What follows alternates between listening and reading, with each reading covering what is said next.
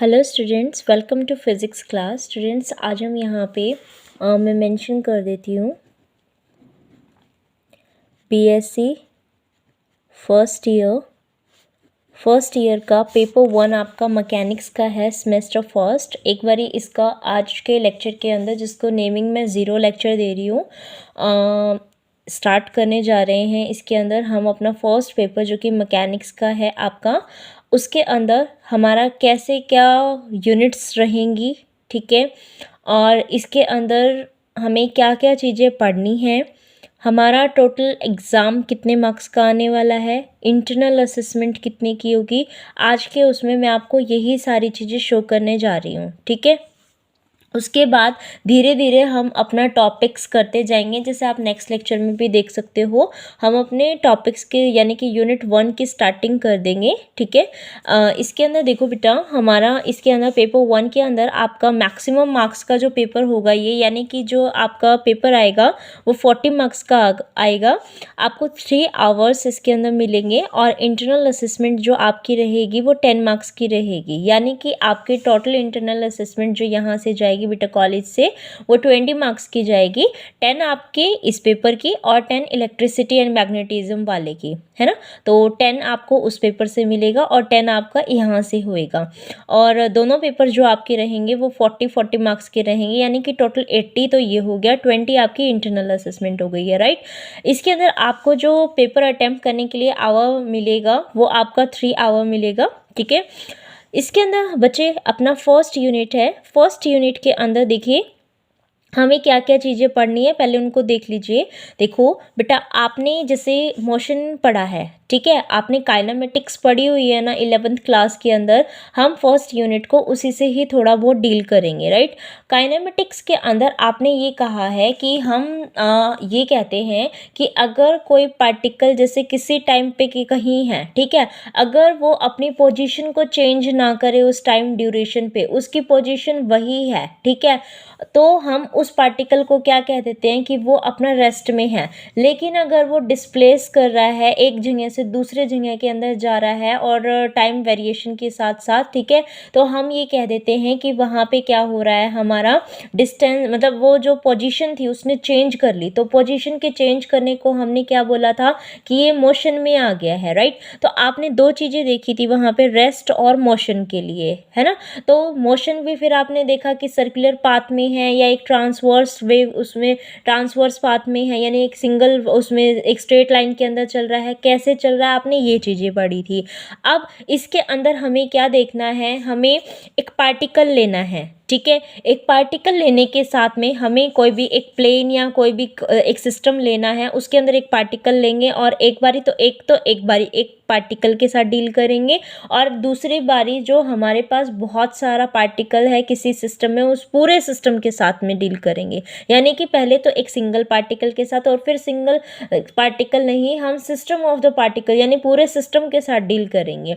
तो हमें ये देखना है कि वो पार्टिकल जो है वो अपना मोशन में आ जाए, क्योंकि देखो हमने ये जो 2 वर्ड्स बोले थे आपके, रेस्ट और आपका कौन सा मोशन, जो मोशन होता है बेटा उसको डायनामिक्स भी बोलते हैं, डायनामिक बोलते हैं, और जो आपका रेस्ट है उसको स्टैटिक बोलते हैं, ठीक है। तो यानी कि जो स्टैटिक है यानी कि वो रेस्ट के बारे में डील कर रहा है, और जो डायनामिक है यानी मोशन के बारे में। दैट मीन्स कि हमें यहाँ पे जो सिंगल पार्टिकल है उसके अंदर क्या करना है, सिंगल पार्टिकल के मोशन के साथ आपको क्या करवाना है बेटा, डील करना है। तो हमें सारी चीज़ें यहाँ पे वही पढ़नी पड़ेंगी, ठीक है। फिर सिंगल पार्टिकल के साथ डील करेंगे। अब अगर सिंगल पार्टिकल है तो आपको पता है पार्टिकल मूव करेगा, डिस्प्लेसमेंट भी हो रही है, मूव कर रहा है तो यानी किसी वेलोसिटी से कर रहा होगा, तो यानी कि वेलोसिटी भी आएगी, वेलोसिटी अगर चेंज हो रही है तो एक्सेलरेशन भी आएगा। और आपके पास उस पार्टिकल का मास है, एक्सेलरेशन है, तो यानी कि आप फोर्स भी निकालोगे, ठीक है। और वहाँ पे अगर फोर्स लगा रहे हो उसके, मतलब फोर्स आप फाइंड आउट कर सकते हो, तो यानी कि आपको लीनियर मोमेंटम या जो भी कंजर्वेशन लॉ लगते हैं, इसके लिए हमें क्या करना पड़ेगा, उन कंजर्वेशन लॉज को स्टडी करना पड़ेगा। समझ में आ रहा है? उन कंजर्वेशन लॉ को स्टडी करना पड़ेगा। और इसी तरीके से हमें क्या करना है, वही कंजर्वेशन लॉ वगैरह अपने को सारा उसका डायनामिक का सिस्टम यानी कि मोशन में जब कोई भी आपका सिस्टम आ जाता है तो उसको आपने इसके अंदर भी स्टडी करना है। करेक्ट, ये तो हमारे पास ये चीज़ थी। फिर उसके बाद ये कहता है कि अगर आप एक पार्टिकल को डील कर रहे हो तो उस सिस्टम को भी कर रहे हो, लेकिन हम तो ये कहते हैं कि पूरा सिस्टम का मास उसके सेंटर में कंसंट्रेटेड होता है। इसका मतलब हमें यहाँ पे सेंटर ऑफ मास भी पढ़ना पड़ेगा और इस सिस्टम ऑफ पार्टिकल के लिए हमें क्या करना पड़ेगा, उसका सेंटर ऑफ मास के लिए भी फाइंड आउट करना पड़ेगा उन्हीं क्वांटिटीज को। करेक्ट है।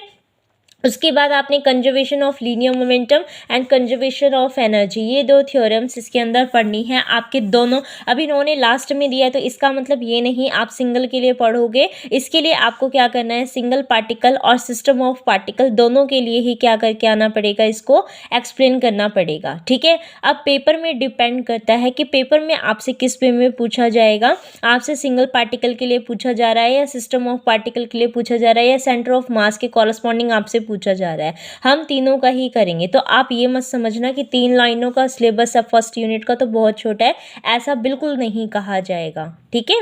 उसके बाद देखो नेक्स्ट यूनिट के अंदर क्या है बेटा, अब हमें इसके अंदर क्या करना है, हमें सर्कल के अंदर जैसे हमने वहाँ पे काइनेमेटिक्स में फिर हमने क्या किया था, एंगुलर डिस्प्लेसमेंट वगैरह देखी थी, यानी कि एक सर्कल के फॉर्म में पर्टिकुलर थीटा एंगल बना के रोटेशंस करवाई थी। राइट, हमने उसी फॉर्म में हमें क्या करना है, यहाँ पे यही सारी चीज़ें पढ़नी पड़ेंगी। तो angular displacement, angular velocity, angular displacement आपने क्या बोला, सपोज एक सर्कल बन रहा है, इसके अंदर ये जो पर्टिकुलर एंगल है, अगर मैं इसी एंगल को बार बार रोटेट कर रही हूँ, ठीक है, तो ये एंगल जितना रोटेट कर रहा है, ये एंगल तो क्या हो गया अपना थीटा हो गया। जैसे अपना आर होता है पोजीशन वेक्टर, तो पोजीशन वेक्टर का change with respect to time आप क्या बोलते हो, वेलोसिटी बोलते हो। राइट, तो यहाँ पे जो आपका ये हो जाएगा, आपका जो मतलब थीटा एंगुलर डिस्प्लेसमेंट जो ये आपकी आ रही है, इसके चेंज हो जाएगी तो आप उसको एंगुलर वेलोसिटी बोल दोगे। अगर वेलोसिटी में भी चेंज हो रही है with respect to time, then आपको इसको एंगुलर एक्सेलरेशन बोल दोगे और फिर उसके बाद आप एंगुलर मोमेंटम फाइंड आउट कर सकते हो। राइट,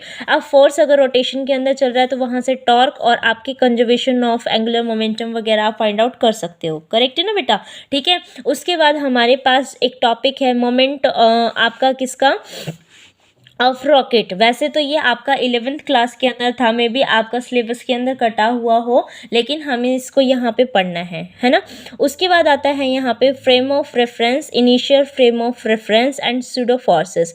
फ्रेम ऑफ रेफरेंसेस के अंदर बच्चे हम यहाँ पे ये पढ़ेंगे, देखो जैसे ये जब आप करेंगे तभी आपको ज़्यादा समझ में आएगा। अभी ये ज़्यादा डिटेल में मत करो कि मैंने ये आपको इसलिए बता दिए थे ऊपर वाले, क्योंकि ये आप थोड़ा थोड़ा इनके जैसे कोई टॉपिक को पढ़ के आ चुके हो, है ना, इनके जैसे टॉपिक्स को पढ़ के आ चुके हो, इसीलिए हम इसके अंदर फ्रेम ऑफ रेफरेंस और नॉन इनर्शियल फ्रेम के साथ आप बस इतना समझ लो कि एक रूम है, उसके अंदर कुछ पार्टिकल है, एक दूसरा रूम है, उसके अंदर कुछ पार्टिकल है, तो आप पहले वाले रूम के जो पार्टिकल है उसको दूसरे वाले रूम के पार्टिकल के साथ रिलेट करके बताते हो, ठीक है, या दूसरों वाले को पहले वाले रूम के पार्टिकल के साथ रिलेट करके बताएंगे। इस तरीके की चीज़ें समझ के चलो, ठीक है, फिर उसके बाद आप इसको अच्छे से समझ पाओगे।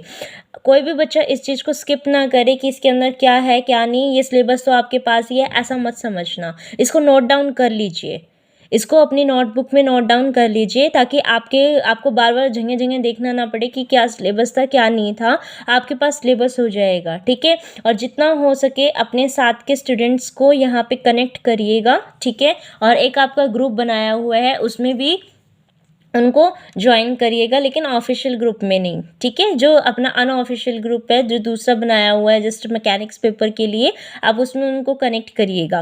ओके, उसके बाद हमें यहाँ पे क्या करना है, अब मैंने आपको बताया कि रोटेशन जैसे फोर्स आपका उसमें जा रहा है तो आप वहाँ पे टॉर्क के बारे में बात कर रहे हो, लेकिन अगर कोई एक जैसे मान लो ये एक्सिस है, एक पार्टिकल यहाँ है, अगर ये इसके अबाउट रोटेट कर रहा है, ठीक है, तो इतने डिस्टेंस से कर रहा है, उसका पार्टिकल का मास m था, तो वहाँ पे हम क्या बता सकते हैं, हैं इसका, मोमेंट ऑफ इनर्शिया बता सकते हैं। ठीक है, तो इसी तरीके से हमें यहाँ पे क्या करना पड़ेगा बेटा, मोमेंट ऑफ इनर्शिया पढ़ना पड़ेगा, काइनेटिक एनर्जी ऑफ रोटेशन पढ़नी पड़ेगी, उनके परपेंडिकुलर और पैरेलल थ्योरम्स पढ़नी पड़ेंगे, विद प्रूफ पढ़ना पड़ेगा, और कुछ टॉपिक्स आपके दिए हुए हैं उनके कॉरस्पॉन्डिंग हमें क्या करना पड़ेगा, moment of inertia find out करना पड़ेगा। ये शायद आपने 11th में भी किया हो, लेकिन फिर भी हम इसको करेंगे यहाँ पे भी। ठीक है, आप ज़्यादा डिटेल में ना करिएगा, जितना मैं करवा रही हूँ उतना करिएगा। टॉपिक इस तरीके से करवाए जाएंगे कि आपके बेशक से पहले के कॉन्सेप्ट क्लियर ना हो, लेकिन हम नोटबुक में इतना सफिशेंट लिखें कि अगर कोई चीज़ मैं आगे यूज़ कर रही हूँ तो प्रीवियस चीज़ें भी मुझे पता हो, है ना। इस तरीके से नोट्स बना के चलेंगे। और चलिए नेक्स्ट यूनिट और करते हैं बेटा। इसमें 3 यूनिट्स नहीं 4 यूनिट्स आएंगी आपकी।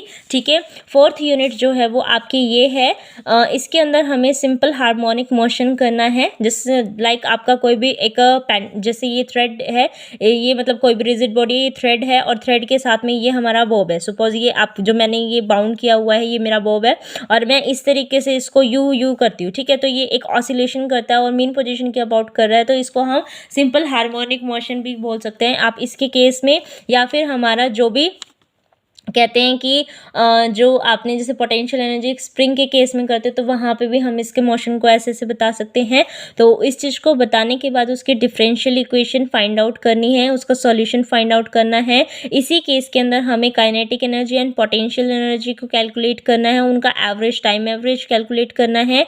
देन हमें पढ़ना है damped and force harmonic oscillation. क्या करना है, damped and forced harmonic oscillation. तो ये 4 यूनिट आपकी रहेंगी सिलेबस के अंदर। ठीक है, तो इनको क्या कर लीजिए, आप नोट डाउन कर लीजिए। ठीक है, आई होप सबको सारी चीज़ें यहाँ दिख रही थी। ठीक है, तो आप इसको नोट डाउन कर लीजिए। ठीक है, और ये वाला इसका सिलेबस ये रहा। ठीक है, 4th यूनिट का। तो ये आपके चारों के चारों मैंने यहाँ पे दिखा दिए हैं। ठीक है, चारों यूनिट्स को आप जो भी नोटबुक बनाना चाहते हो नोट्स के लिए, ठीक है, आप चारों यूनिट्स को एक बार इनिशियल उसमें लिख लीजिएगा। ठीक है, इनिशियल वे में आप इसको लिख लीजिएगा। उसके बाद आप नेक्स्ट अपना जो फर्स्ट टॉपिक यहाँ रहेगा dynamic of a single particle, ठीक है, उसके लिए स्टार्टिंग करिएगा। लेकिन इससे पहले भी थोड़ी 1-2 चीज़ें जो मैं लिखवाऊंगी वो नेसेसरी होंगी आपके लिखने के लिए, तो आप उनको लिख लीजिएगा। ओके, तो चलिए नेक्स्ट हम कल मिलते हैं, और अपना मतलब नोटबुक में ये बना लीजिएगा। ठीक है, thank you for watching this video and keep like and sharing with your friends and subscribe the channel. Thank you.